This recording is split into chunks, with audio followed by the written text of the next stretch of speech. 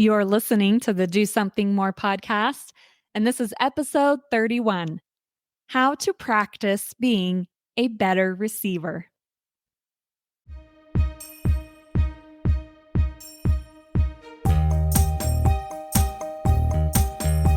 Welcome to the Do Something More podcast, a service-oriented show where we highlight the helpers who inspire us all to do something more.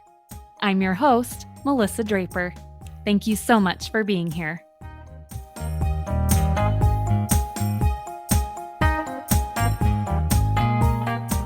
Hello and welcome to another episode of the Do Something More podcast.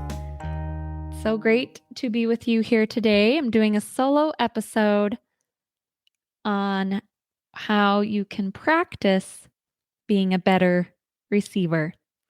We talk about service and giving on this episode, but now we're going to kind of flip it around today and talk instead about being a receiver of the service and kindness and goodness from others. But before we get into that, I would just like to put another plea out there to please, if you've been enjoying this podcast, if you've listened to some of these episodes and they've made a difference for you or they've touched you, to please go and leave a rating or especially a review. Reviews are how the podcast gets seen by other listeners and other audiences that might be interested in this type of content. So taking a few minutes to do that is a great service to me and would be so appreciated. So please go leave a review for the podcast and let me know what you think of some of these episodes or maybe what your favorite one has been. Thank you so much for doing that. So today we're talking about being a receiver. As I said, this podcast is often about service, and we're talking about the good we can do and the ways that we can do good and how we can use our gifts and talents. But service doesn't make a difference if there aren't those willing to receive it, right? And if service is working and we're all kind of looking for those opportunities and it's working how it should be in society to do good, then ideally we should be receiving almost as much as we feel inspired to serve. And so receiving is a very important part of service. And quite honestly, we all have times in our lives when we need to be a receiver, when we need that service, when we need help and assistance or just love and kindness from those around us. So we've all experienced and gone through times when that has helped us and been so appreciated. And so it's important to remember that receiving is just as important at times as serving. So the reason I thought of this topic, though, is quite honestly, this is something that sometimes I have struggled to do well myself. I am very much an independent person, and there are times that I think I've even been a little snobbish about that, about taking pride in the fact that I could get things done or I didn't need help, right? But that's not really a way to go through life. We all need to be connected and we all need to be receiving and giving as we walk through all of our many different life situations. And this really became apparent to me a few years ago.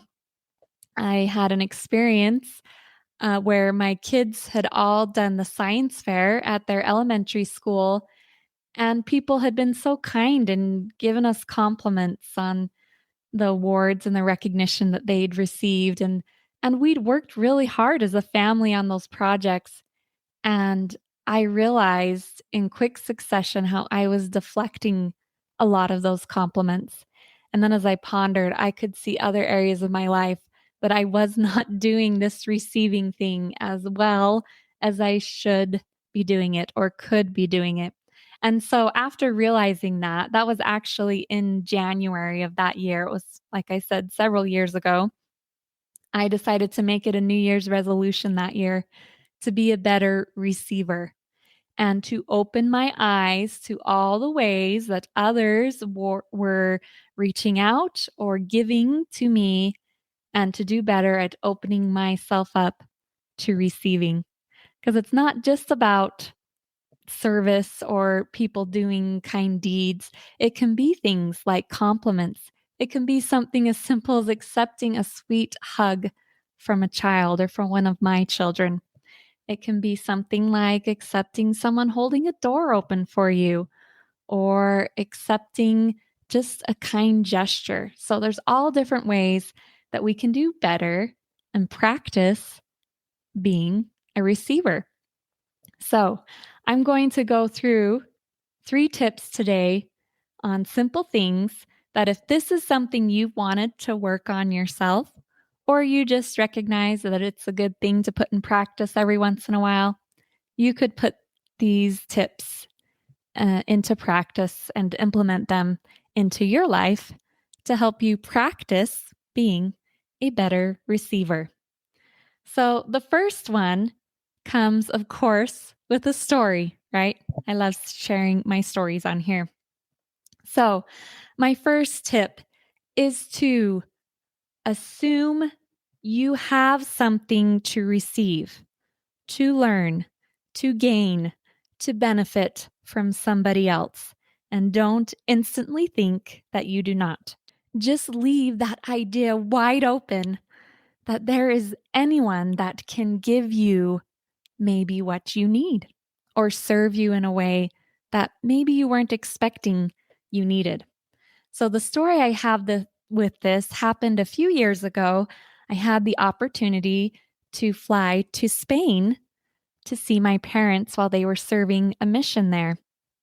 And it was just me flying with my 9-month-old baby boy, my youngest little boy. And he had been born after my parents left. And so I wanted to bring him with me so they could meet him. And also, he was young, so there was no ticket to be paid, right?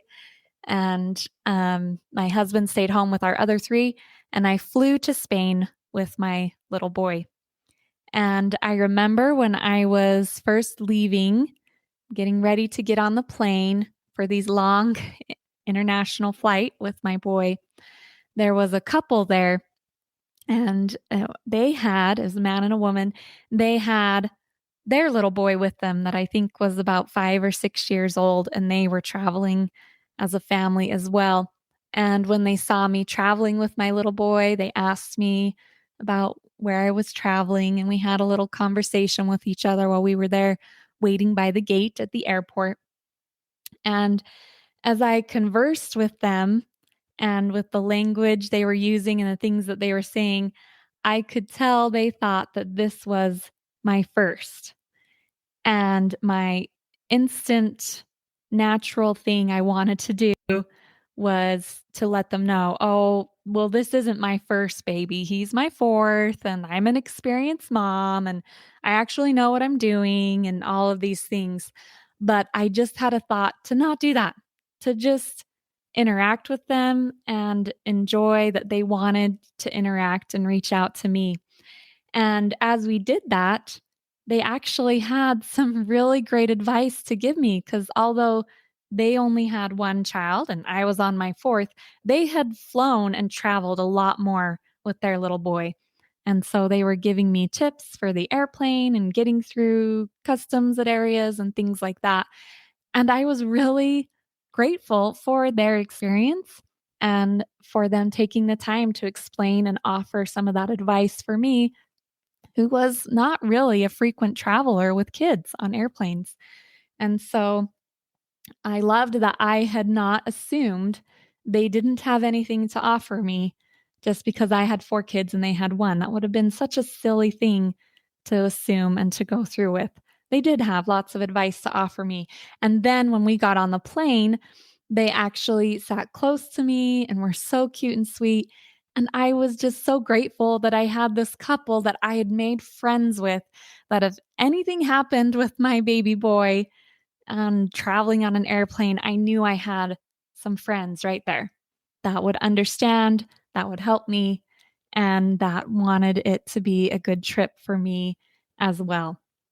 So I'm sharing that story. That one's simple. I've had other stories in similar circumstances where sometimes we are not good receivers because we're a little prideful, we're a little haughty on what we think we do know. So get rid of that. Get rid of those assumptions and just start to assume that you have something to receive, to learn, to benefit from pretty much every person you meet. They might have something to give to you that you honestly really need. So that's my first tip. Get rid of those assumptions. My next tip is one that I put into practice after that experience I told you about with my kids and then making a New Year's resolution was to realize that I could just have certain phrases that I would use, and I'd practice using those phrases. So that's the next tip.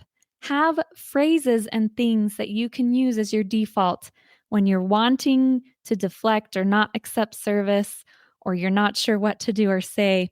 If it's not a habit for us and we're out of practice with it, we got to practice it. And one way to practice it is to use just phrases and pull those out as you have the opportunity to. So, to explain that a little more, as I mentioned earlier, one of the things that I am not very good at receiving are compliments. I don't know why I have struggled with that. I don't mind getting compliments. Everybody loves a little validation for the things that they're trying to do, right? But I've just always struggled with that receiving. I would sometimes just sit there and be like, "Oh, okay." Or, "Oh, thank you." Or one I would often do is I'd deflect back to them and I'd be like, "Oh, no, but you're amazing," or "You did this." And instead of just graciously accepting the compliment someone was giving me.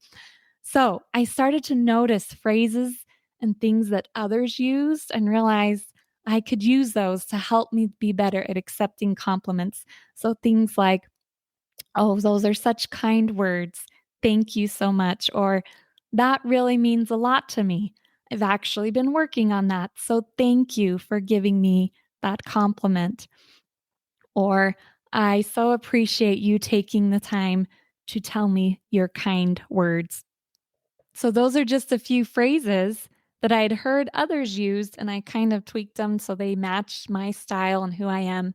And someone might think, well, you're just using your cataloged phrases. That doesn't seem very personal. But again, as I said, if this isn't something that you've done or you need to get better at, having those phrases in place can be so helpful for so when you're freezing up or you're trying to deflect or whatever it is, you can pull those out. And then as I've practiced and I've done more of that, I've been able to be more genuine and say and accept those kind words. So have those things in place, and if it's not compliments, if it's accepting something, maybe someone's trying to give you something, they're bringing you a dinner or a gift or something, again, you can have those phrases in place.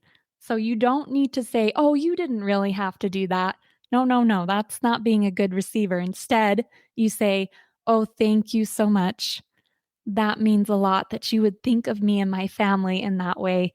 And I know we will enjoy this." Or, "I so appreciate you taking the time to do that. That means a lot to me." So, whatever it is, you can actually write them down or have them in place, but for different situations, instead of going into your default of saying, "No, you didn't have to do that," or, "Oh, no, no, no, you don't need to say that about me," or whatever it is, what you're used to doing, flip it and have those other phrases in place. Because, as I said, if you haven't done this a lot, if you're trying to build that habit, you need to practice. And one of the ways to practice is to already know beforehand what you can say. And as you do that, it will become easier and more natural. My third and final tip or if you're wanting to be a better receiver, is to simply learn the appropriate times to ask for help. Practice asking for help. That is a classic way to be a better receiver. And if that's something you struggle with, you can start just within your own family or within your close circle of friends. And it doesn't have to be big things. It can be practicing to ask someone to help you with carpooling your kids to a soccer game. Or it can be, hey, I'm working on this at work and I would love other people's insights. Do you mind if I ask you to just tell me what you think of da da da da da? Sending a text and let someone take a few minutes to tell you and respond to how they feel about something you're working on, or whatever it may be. It doesn't have to be big things. We don't have to ask someone to bring us dinners for a week because we're having surgery, although if that's appropriate, you can do that. But it can be simple things as well. And I have found, and this is one I am myself still working on, but I have found when I do that, when I reach out to those, especially those close to me and good friends, and ask for help, it starts and is the opportunity to build connection. And because those are really the ways that we build connection with each other, when we're helping and lifting up and connecting in those ways. So, if you want to be a better receiver, ask for help. And you can do it in even the simplest of ways, but let the people around you know you appreciate what they have to give and offer you in your life. And again, that's my final word on why you might want to be a better receiver. Not just that it's a great thing to do with service, but also, like I said, being a good receiver helps you build connections. We can't always just be the one that's giving, or on the giving end or the serving end. We need to be on that receiving end. And I love those times I have been on the receiving end. It has made me feel loved. It's made me feel closer to that person who served me. It's been the opportunity to make a friendship even stronger or better. And it's really helped me see the personalities of those around me, even in my own little family, when I'm better at receiving the love that my children are giving me. It helps with my relationships in all of those ways. So there's my encouragement. Take these tips, maybe just one of them, use them in your life to be a better receiver. So to review those tips, number 1, assume you have something to receive, learn, gain, or benefit from almost everyone you meet. Number 2, have phrases and things that you can say to use so that you don't go into what you've done in the past of deflecting or not accepting service. Use those phrases to help you practice being a better receiver in a myriad of situations. And number 3, ask for help when appropriate and even in simple ways. So those are my tips. Take one or more of them and use them to help you be a better receiver in your life. Thank you so much for being here. I'll see you next time.